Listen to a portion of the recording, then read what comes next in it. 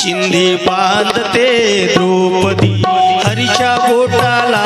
चिंधी बांधते द्रौपदी हरीच्या बोटाला चिंधी बांधते द्रौपदी हरीच्या बोटाला चिंधी बांधते द्रौपदी हरीचे बोट कापले कशाने तरी देव धावत गेले द्रौपदीच्या घरू द्रौपदीने पाडिला भरजरी शालू द्रौपदीने पाडिला ऐसा पुराण गोड वाहा गाईला ऐसा पुराण